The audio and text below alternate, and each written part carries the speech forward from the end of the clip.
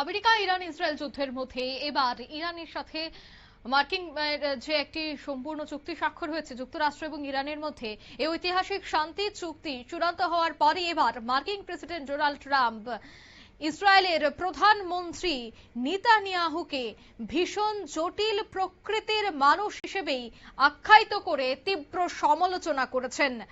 তবে একই সঙ্গে তিনি কূটনৈতিক সাফল্য অর্জনে সহায়তা করার জন্য ট্রাম্প রাশিয়ার প্রেসিডেন্ট ভ্লাদিমির পুতিন এবং চীনের প্রেসিডেন্ট শি জিনপিং এর ভূয়সী প্রশংসা করেন। সেই বিষয়ে বিস্তারিত জানবো, টেলিফোন লাইনে যুক্ত হয়ে গেছে প্রতিনিধি সৌম মুখোপাধ্যায়। সৌম, নেতানিয়াহুর প্রতি ট্রাম্পের অসন্তোষের কারণটা কি?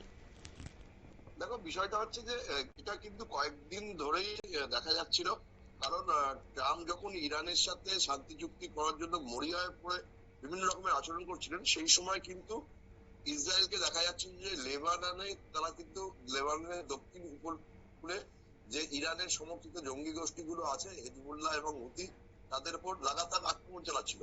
এই বিষয়টা নিয়ে কিন্তু ইরান বারবার আপত্তি করছিল এবং যদি লেবাননে আক্রমণ বন্ধ না হয় ইসরায়েলের, তাহলে শান্তি সমঝোতা হবে না বলেও হুঁশিয়ারি দিচ্ছিল।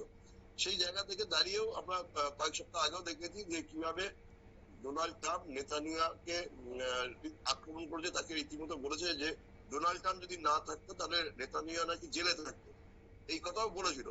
তারপরে গতকাল রাত্রিরে ইরানের সাথে শান্তি চুক্তি সম্পন্ন হবার পরে কিন্তু তীব্র আক্রমণ করেছেন যাকে ঘনিষ্ঠ বন্ধু মনে করা হতো ট্রাম্পের, এবং ট্রাম্প পছন্দের নেতানিয়াহুকে বিবি সম্বোধন করতেন।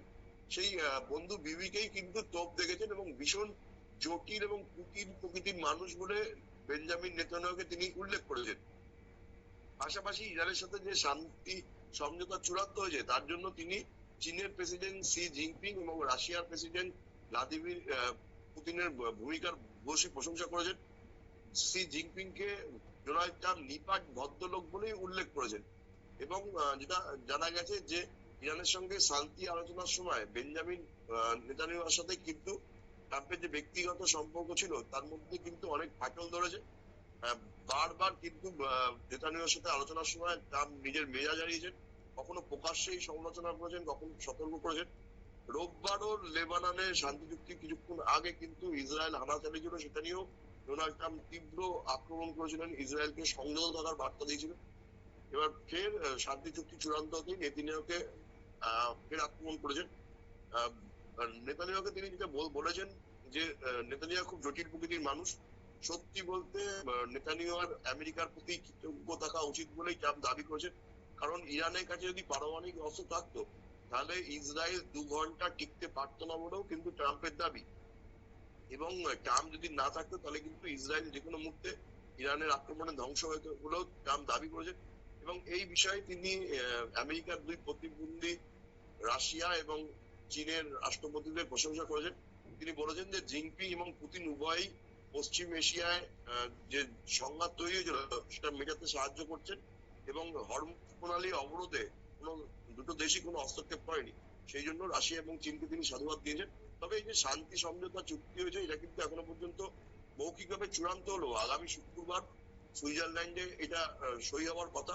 কিন্তু এখনো পর্যন্ত কিন্তু দুটো বিষয়ে ক্লিয়ার হয়নি। সেটা হচ্ছে ট্রাম্প বলেছেন যে তিনি অবরোধ যে করেছিল সেই অবরোধ তুলে নেবেন, পাশাপাশি হরমুজকে খালি করে দেওয়ার কথা বলা হয়েছে। কিন্তু হরমুজের নিচে যে মাইন পাতা রয়েছে সেই মাইনের কি হবে, সেই মাইন কে তুলবে সেটা সমাধান হয়নি। পাশাপাশি ট্রাম্পের যে দাবি যে পারমাণবিক কর্মসূচি ইরান পুরোপুরি বন্ধ করে দেবে সেই নিয়েও কিন্তু ইরান সঠিকভাবে কোনো জবাব দেয়নি।